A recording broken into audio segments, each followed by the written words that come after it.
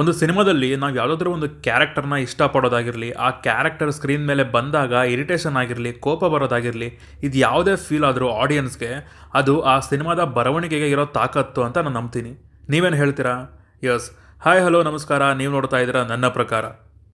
17 ಇದು ಪೃಥ್ವಿ ಕೋಣನೂರವರು ಡೈರೆಕ್ಟ್ ಮಾಡಿ ನೀರಜ್ ಮ್ಯಾಥ್ಯೂ ಹಾಗೂ ಶೆರ್ಲಿನ್ ಭೋಸಾಲೆ ಅವರು ಮೇಯ್ನ್ ಲೀಡ್ ಆಗಿ ಕಾಣಿಸ್ಕೊಂಡಿರೋ ಸಿನಿಮಾ. ಇದನ್ನು ನೋಡೋದು ಸ್ವಲ್ಪ ಲೇಟ್ ಆಯಿತು, ಕ್ಷಮೆ ಇರಲಿ. ಸೊ ನೋಡಿದ್ದಾಯಿತು, ಸಿನಿಮಾದಲ್ಲಿ ನನಗೆ ಏನು ಇಷ್ಟ ಆಯಿತು, ನನಗೇನು ಕಷ್ಟ ಆಯಿತು ಅಂತ ಕಂಪ್ಲೀಟಾಗಿ ತಿಳಿಸ್ಕೊಡ್ತೀನಿ. ವಿಡಿಯೋನ ಫುಲ್ ನೋಡಿ, ಇಷ್ಟ ಆದರೆ ಮಾತ್ರ ಸಬ್ಸ್ಕ್ರೈಬ್ ಮಾಡಿಕೊಂಡು ಸಪೋರ್ಟ್ ಮಾಡಿ. ಸಿನಿಮಾದ ಆನ್ಲೈನ್ ಸ್ಟೋರಿ ವಿಚಾರಕ್ಕೆ ಬಂದರೆ, ಒಂದು ಕಾಲೇಜ್ನಲ್ಲಿ ಇಬ್ಬರು PUC ವಿದ್ಯಾರ್ಥಿಗಳು ಹರಿ ಮತ್ತು ದೀಪ ಒಂದು ದಿನ ಖಾಲಿ ಕ್ಲಾಸ್ ರೂಮ್ನಲ್ಲಿ ಸೆಕ್ಷುವಲ್ ಆ್ಯಕ್ಟ್ಗೆ ಇನ್ವಾಲ್ವ್ ಆಗೋದ್ರ ಜೊತೆಗೆ ಅದನ್ನು ವಿಡಿಯೋ ಕೂಡ ಮಾಡ್ಕೋತಾರೆ. ಆ್ಯಂಡ್ ಅದು ಅಚಾನಕ್ಕಾಗಿ ಲೀಕ್ ಆಗಿಬಿಡುತ್ತೆ, ಇಂಟರ್ನೆಟ್ಟಲ್ಲಿ ವೈರಲ್ ಕೂಡ ಆಗೋಗುತ್ತೆ. ಸೊ ಇದಾದಮೇಲೆ ಏನಾಯಿತು ಅವ್ರ ಲೈಫ್ ಅಂತ ನೀವು ಸಿನಿಮಾ ನೋಡಿನೇ ತಿಳ್ಕೋಬೇಕು. ಸಿನಿಮಾದಲ್ಲಿ ನನಗೆ ಇಷ್ಟ ಆಗಿದ್ದು ಇಲ್ಲಿ ಡೀಲ್ ಮಾಡಿರೋ ವಿಚಾರಗಳು, ಕ್ಯಾಸ್ಟ್ ಆಗಿರಲಿ, ಬಿಹೇವಿಯರ್ಗಳಾಗಿರಲಿ, ಸ್ಪೋರ್ಟ್ಸ್, ಎಜುಕೇಷನ್, ಸತ್ಯ, ಸುಳ್ಳು, ಇನೋಸೆನ್ಸ್, ಕ್ರೈಮ್, ಸುಮಾರು ಲೇಯರ್ಸ್ಗಳನ್ನ ತೊಗೊಂಡು ಬಂದು ಒಂದೊಳ್ಳೆ ಥ್ರಿಲ್ಲರ್ನ ಕಟ್ಕೊಟ್ಟಿದ್ದಾರೆ. ಇದೊಂದು ಡ್ರಾಮಾ ಆಗಿ ಶುರುವಾಗೋ ಸಿನಿಮಾ ಅರ್ಧ ಗಂಟೆ ಆದಮೇಲೆ ಒಂದು ಪ್ರಾಪರ್ ಥ್ರಿಲ್ಲರ್ ಆಗಿ ಕನ್ವರ್ಟ್ ಆಗುತ್ತೆ. ಸ್ಪೆಷಲಿ ಸಿನಿಮಾದ ಸೆಕೆಂಡ್ ಹಾಫ್ ಸಖತ್ ಇಷ್ಟ ಆಯಿತು. ತುಂಬಾ ಸೆನ್ಸಿಟಿವ್ ವಿಚಾರಗಳನ್ನು ತಗೊಂಡು ಅಷ್ಟೇ ಜವಾಬ್ದಾರಿಯಿಂದ ಸಿನಿಮಾನ ಮಾಡಿದ್ದಾರೆ, ನಂಗೆ ತುಂಬ ಹಿಡಿಸ್ತು. ನೆಕ್ಸ್ಟ್ ಇಲ್ಲಿ ಆಡಿಯನ್ಸ್ನ ಎಜುಕೇಟ್ ಮಾಡೋ ಪ್ರಯತ್ನ ಆಗಿದೆ, ಅದು ತುಂಬ ಚೆನ್ನಾಗಿ ವರ್ಕ್ ಆಗಿದೆ. ಪೋಕ್ಸೋ, ಸುವಮೋಟೋ, ಎಕ್ಸ್ಪರ್ಟೆ ಹೀಗೆ ಸುಮಾರಿದೆ ಸಿನಿಮಾದಲ್ಲಿ. ಆಡಿಯನ್ಸ್ಗೆ ಈ ತರಹದ ನಾಲೆಡ್ಜ್ನ ಕೂಡ ಪ್ರೊವೈಡ್ ಮಾಡೋದ್ರಲ್ಲಿ ಸಿನಿಮಾ ಗೆದ್ದಿದೆ.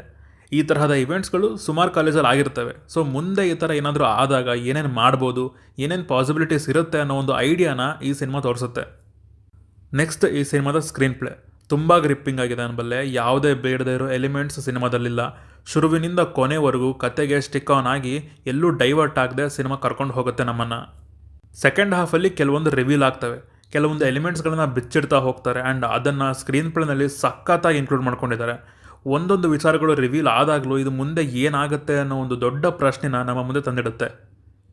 ಆ್ಯಂಡ್ ಸಿನಿಮಾನೂ ಕೂಡ ಒಂದು ಪ್ರಶ್ನೆಯಲ್ಲೇ ಮುಗಿಸ್ತಾರೆ. ಈ ಸಿನಿಮಾ ಗೆದ್ದರೆ ಆ ಪ್ರಶ್ನೆಗೆ ಉತ್ತರ ಸಿಗುತ್ತೆ. ಅಂದರೆ ಪಾರ್ಟ್ 2 ಕೂಡ ಇದೆ ಈ ಸಿನಿಮಾಗೆ. ಆ್ಯಂಡ್ ಈ ಕತೆ ಅದನ್ನು ಡಿಸರ್ವ್ ಮಾಡುತ್ತೆ. ಒಂದು ಪ್ರಾಪರ್ ಕ್ಲಿಫ್ ಹ್ಯಾಂಗರ್ನ ತೊಗೊಂಡು ಬಂದಿದ್ದಾರೆ ಸಿನಿಮಾದ ಕೊನೆಯಲ್ಲಿ.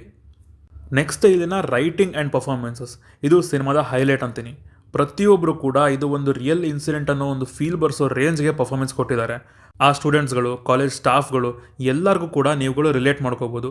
ಆ ವೈಸ್ ಪ್ರಿನ್ಸಿಪಲ್ ಸೀತಾ ಅನ್ನೋ ಒಂದು ಕ್ಯಾರೆಕ್ಟರ್ ಇದೆ, ಅದನ್ನು ಬರೆದಿರೋ ರೀತಿ, ಅವರ ಪರ್ಫಾರ್ಮೆನ್ಸ್ ಸಿನಿಮಾದಲ್ಲಿ ಎಷ್ಟೋ ಕಡೆ ಅವ್ರನ್ನ ನೋಡಿದರೆ ಸಿಟ್ಟು ಬರೋ ಹಾಗೆ ಮಾಡುತ್ತೆ. ಈ ಸಿನಿಮಾದ ಬರವಣಿಗೆ ಮತ್ತು ಪರ್ಫಾರ್ಮೆನ್ಸ್ ಈ ಎರಡು ತುಂಬ ಚೆನ್ನಾಗಿ ಬ್ಲೆಂಡ್ ಆಗಿವೆ, ತುಂಬ ಚೆನ್ನಾಗಿ ಬ್ಯಾಲೆನ್ಸ್ ಆಗಿವೆ ಅಂತ ಹೇಳ್ತೀನಿ.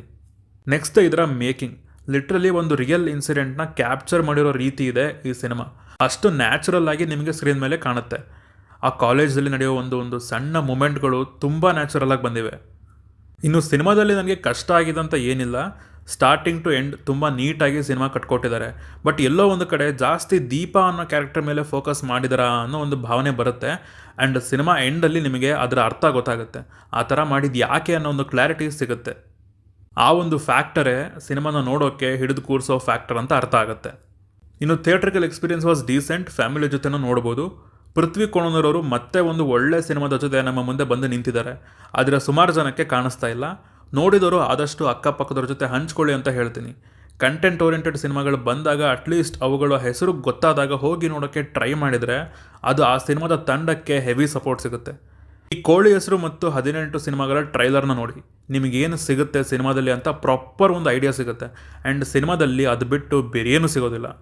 ಸೊ ಇದಿಷ್ಟು ಸಿನಿಮಾ ನೋಡಿ ನಂಗೆ ಅನಿಸಿದ್ದು. ನೀವೇನಾದರೂ ಸಿನಿಮಾ ನೋಡಿದರೆ ನಿಮಗೆ ಅನಿಸುವಂಥ ಕೆಳಗಡೆ ಕಮೆಂಟ್ಸಲ್ಲಿ ತಿಳಿಸ್ಬಿಡಿ. ನೀವು ನಮ್ಮನ್ನು ಇನ್ಸ್ಟಾಗ್ರಾಮ್ ಮತ್ತು ಟ್ವಿಟರ್ನಲ್ಲಿ ಕೂಡ ಫಾಲೋ ಮಾಡ್ಬೋದು ಸಿನಿಮಾದ ಅಪ್ಡೇಟ್ಸ್ಗಾಗಿ. ಸೊ ಸಿಗೋಣ ಮುಂದಿನ ವಿಡಿಯೋದಲ್ಲಿ. ಬಾಯ್.